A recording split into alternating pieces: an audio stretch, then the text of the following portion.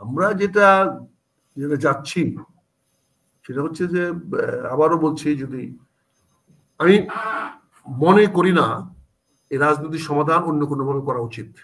রাজনৈতিক সমাধানটা রাজনৈতিকভাবে করা উচিত। যে রাত রাস্তা চাঁদাবাজি বন্ধ তারা করবে, রাজনৈতিক দলরা করবে, পুলিশ না। এরকম একটা গোল টেবিল করে যদি অঙ্গীকার দেয়, তাহলে বলেন যে উনি ঘোষণা দেয় আমি 2 বছর থাকবো, আরো 3 বছর থাকবো। রাজনীতি এখন ছাড়েন। এই গ্রামীণ ব্যাংক ট্যাঙ্ক দিয়ে এগুলো দিয়ে হবে না। ফুটবল খেলার মাঠে প্লেয়ার দিয়ে হবে না। অলিম্পিক চালানো এক জিনিস আর রাজনীতি চালানো এক জিনিস। রাজনীতিবিদ যা নিয়ন্ত্রণ করতে পারবে। বলেন খুন হচ্ছে না গ্রামেগঞ্জে, দেখেন না ডাকাতি কতগুলো হচ্ছে। এগুলো কি হচ্ছে? মোহাম্মদপুরে কি হচ্ছে? পল্লবীতে কি হচ্ছে? বলেন বিভিন্ন জায়গাতে কি হচ্ছে? ওই দোকানপাট ব্যবসা প্রতিদিন যেভাবে প্রকাশ্যে চাঁদাবাজি হচ্ছে। আপনি 1 ঘন্টায় গিয়ে যে কোনো একটা বাজারে বসেন, কয়টা গ্রুপ আসে চাঁদা নিতে দেখেন। কয়টা গ্রুপ আইসা চাঁদা নেয় স্লিপ ঘুরে দেখেন। আপনি এক একটা পার্টির এক একটা অনুষ্ঠান হচ্ছে আর অনুষ্ঠানে টাকা দিতে হচ্ছে। এক একটা পার্টির অনুষ্ঠান হচ্ছে, আজকে বিএনপির, কালকে জামাতের, পরশু এবি পার্টির। কোনো একটা পার্টি নাই যে এই পার্টির চাঁদাবাজি হচ্ছে না। দোকানদাররা ফেড আপ। আপনি গিয়ে বসেন নবপুর একটু বাজারে গিয়ে বসেন, একটু আপনি একটু আলু বাজারে গিয়ে বসেন, দেখেন না কত লোক চাঁদা নিতে আসতেছে। আপনি একটা ঠিকাদারি কাজ করতে যান না, সাইডে গিয়ে দেখেন কি হচ্ছে। একটা সাইডে গিয়ে 1 ঘন্টা বসেন না। তারপর আবার সাংবাদিকরা আছে। এখন সাংবাদিকরা ঘুরতেছে কি, ভাই আপনার নামে তো মামলা হয়ে গেছে, রিপোর্ট এসে গেছে, এটাকে পেপারে ছাপাই দিচ্ছি। হ্যাঁ ভাই রাখেন কি কেন ছাপাবে, রাখেন একটু। এটা তো আরেক গ্রুপ। আপনাদের এই ফেসবুক, আপনাদের এই যে টেলিভিশন, ভাই আপনাদের মঞ্জু ভাই তো বলছি, আপনারা জানেন ওনার কাছে রেকর্ড আছে। এটা তো দুর্নীতি দমন দিয়ে দিচ্ছি। তারপর দুর্নীতি দমনের ভাইরা আসতেছে, ভাই আমি যেটা পাইছি আমি এখন রিপোর্টটা করি নাই, তা আপনি আমার ভালো মানুষ, আপনার সঙ্গে বন্ধুত্ব আছে, ভালো মানুষ, আপনাকে চিনি, এখন রিপোর্টটা কি করব, তখন তো বাধ্য আমার দৌড়ে যাইতে হয়, ভাই একটু দেখেন। এগুলো চলতেছে এবং এগুলা সবখানে যায়। জানেন যদি আজকে আমাকে করতে হবে, আর যে ভাই যে সামরিক শাসন জারি করতে বলছেন, ভাই বাংলাদেশ সেনাবাহিনী সামরিক শাসন জারি করার জন্য বিপজ্জনক হয়ে যাবে, দেশটা আরো লেজগোবর হয়ে যাবে। সেনাবাহিনীর পক্ষে এখন আর দেশের সেনা শাসন করা সম্ভব না, তাতে দেশে গন্ডগোলটা আরো বেড়ে যাবে।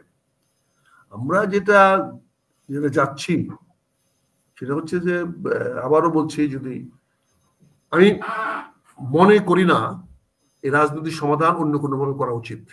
রাজনৈতিক সমাধানটা রাজনৈতিকভাবে করা উচিত। এবং রাজনৈতিক সমাধানের জন্য এখন এই মুহূর্তে 3টা রাস্তা খোলা আছে। একটা ইমিডিয়েটলি আপনারা একটা গোল টেবিল ডাকেন, সকল রাজনৈতিক দলদের গোল টেবিল ডাকেন, ডাইকা একটা সিদ্ধান্ত নেন। ওই ইউনূস সাহেবের সভাপতিত্বে না, গোল টেবিলে কারো সভাপতিত্বে না, গোল টেবিলে 2 দিন 3 দিন ব্যাপী একের পর আলোচনা করেন। আলোচনা করে আলোচনাতে যেটা বেরিয়ে আসবে সে অনুযায়ী যান। এই ডাকাইয়া নিয়া, রাজমহলে ডাকাইয়া নিয়া আপনি উঁচা চেয়ারে বৈশা প্রজা শাসন করবেন, এই দিন আধুনিকতা নাই। ইউনূস সাহেবের উচিত হবে একটা গোল টেবিল ডাকা, গোল টেবিল ডেকে সবার সঙ্গে কথা বলে সলিউশন আসা, রাজনৈতিক সমাধান খুঁজেন। এই মার্শাল্লাহ সমাধান না, মার্শাল্লাহ সমাধান হবে না।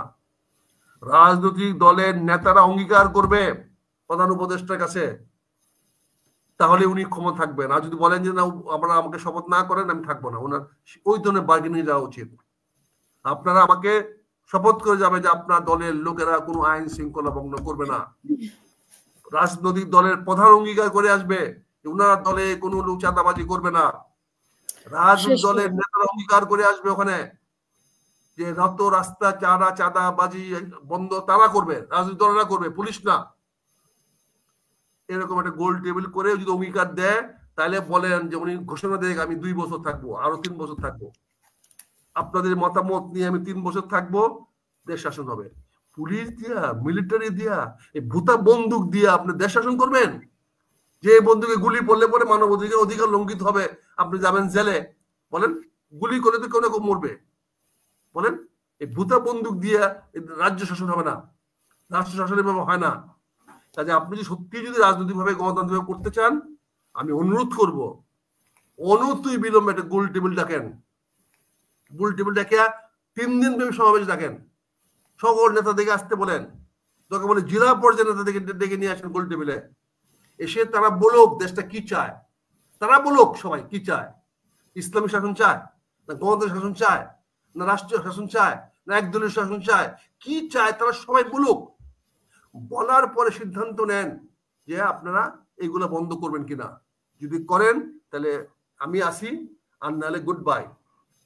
ডক্টর ইউনূস সাহেব, মানে কি বলা যায় না, এনাফ ইজ এনাফ কথাটাকে, let's stop it is better than always. Let's stop is the best word. Everybody has to stop somewhere. We have to stop somewhere, sometime. Why not today? Why not now? If I have to stop someday, sometime, somewhere, then why not everything happens now? Let's stop it now. The problem will be solved. অনেক ধন্যবাদ আপনার। গান বদিয়া হবে না, ওই মাশাআল্লাহ দিয়ে হবে না ভাই, এইগুলো হবে না। আমি সবগুলো নির্ভর করে রাজনৈতিক দলগুলোর উপরে। রাজনৈতিক দলগুলো যতক্ষণ পর্যন্ত তারাই যদি ভালো ফেয়ার ইলেকশন চায় তারাই হবে। শেখ হাসিনা যদি ফেয়ার ইলেকশন চাইতো হইতো, খালেদা জিয়া ফেয়ার ইলেকশন চাইলে হইতো, অভিজ্ঞতা আমাদের তো আছে। কাজে ফেয়ার ইলেকশন রাজনীতিবিদ চাইতে হবে। ইলেকশন করবে রাজনীতিবিদরা, ডিসিএসপি না। ডিসিএসপি ভোট গণবে, গণিয়ে দিবে, তারা গণে সহায়তা করবে, তারা ইলেকশন করে না। নির্বাচন কমিশনার ইলেকশন করে না, তারা ভোট গণে। ভোট গণে সে নির্বাচন কমিশনার ভোটও করে না, সে হইলো স্ট্যাম্প মারিয়ে দেয়, অথরিটি। কাজে আমি এটা বলতেছি, কাজে রাজনৈতিক সমাধান ছাড়া কোনো সমাধান টেকসই হবে না। যতক্ষণ পর্যন্ত রাজনৈতিক ভাবে সকল রাজনৈতিক দল মিলে একটি জায়গায় না আসবেন, ততক্ষণ পর্যন্ত আইন শৃঙ্খলা বলেন, নিয়ম নীতি বলেন, কোনো কিছু চলবে না। মেজর সাহেব বলেন, কলেজ সাহেব বলেন, ওই ডিউটিতে ফালাইলে পরে আমরা দেখি ইয়াং অফিসার সব রিপিয়ে করে ফেলায়, বুঝছেন না? তিনটা রাজনৈতিক দলের ইলেকশনের প্রক্রিয়া আমরা দেখছি, এর সাথে 1988 এর ইলেকশন দেখছি। আমি বলছি রাজনৈতিক সমাধান, এরকম রাজনীতি করে নাই। আপনি কি দুইটি মঞ্জুর ভাই আপনার রাজনৈতিক সমাধান আপনার আমি কথা বলি মঞ্জুর ভাই আমি একটা বিনয়ের সাথে কথা বলি, বিনয়ের সাথে কথা বলি। আপনি কানপুরে 10টা লোককে আপনি কথা শোনাতে পারবেন, 10 লোককে পারবেন না। আমি বিনয়ের সঙ্গে বলছি, আমার কোটিয়ে দিতে আমি লাখ কথা শোনাতে পারবো, তারা আমার কথা শুনবে। আমি রাজনৈতিক ভাবে যখন তার সামনে যাবো, সে আমার কথা শুনবে। কিন্তু আপনার কথা 10 জন লোক শুনবে না, আপনি পিএইচডি হন, ডক্টর হন, যাই হন। কিন্তু আমি যতই আপনার কাছে আমি আপনার খারাপ মনে করেন না কেন, আমি আমার কোটিয়া দিনে মানুষের সামনে গিয়ে দাঁড়াইলে তারা আমার কথা শুনবে। রাজনীতিবিদকে রাজনীতি ছাড়া পারবেন না, রাজনীতিবিদদের ছাড়তে হবে। আজকে রাজনীতিবিদদের ছাড়ছেন বলে রাজনীতিকে ওরা বিরাজনীতিকরণ করার চেষ্টা করছেন বলে আপনারা কিছু বুদ্ধিজীবীরা আজকে সমালোচনা ডেকে আনতেছেন। আজকে শেখ হাসিনা আপনাদের সুযোগ নিয়েই এই স্বৈরাচার হয়েছে, শেখ হাসিনা বিরাজনীতিকরণের সুযোগটা নিয়েই এটা হয়েছে। আজকে যারা আছেন কাজেই রাজনীতি ছাড়েন, এই গ্রামীণ ব্যাংক ট্যাঙ্ক দিয়ে এগুলো দিয়ে হবে না, ফুটবল খেলার মাঠে প্লেয়ার দিয়ে হবে না। অলিম্পিক চালানো এক জিনিস আর রাজনীতি চালানো এক জিনিস। রাজনীতিবিদ যা নিয়ন্ত্রণ করতে পারবে, এই যে বুলুর কথা বললেন, বুলুতে এমনি বক্তব্য বলে নাই, বুলুর বক্তব্য দুইটা অর্থ। একটা তারেক রহমানের কাছে পৌঁছে গেল, তারেক রহমানের কত বড় মানে, আর ওই ছাত্রদেরকে ধমকাইতে পারছে, এটা তার একটা রাজনীতিবিদের কথা অনেক অনেক অর্থবহ। রাজনীতিবিদ ছাড়েন, যারা রাজনীতি করে, যারা রাজনীতি অ্যাক্টিভ, আপনি আসেন, ওয়েলকাম। কিন্তু রাজনীতিবিদ ছাড়েন। দেশ শাসন করা রাজনীতিবিদের দায়িত্ব, মিলিটারি দায়িত্ব না, কর্মচারী দায়িত্ব না, আমলার দায়িত্ব না। রাষ্ট্র পরিচালনা করার দায়িত্ব শুধুমাত্র রাজনীতিবিদদের। কাজে রাজনীতিবিদদের হাতে ছাড়েন, রাজনীতিবিদদের সমাধান করতে পারবে।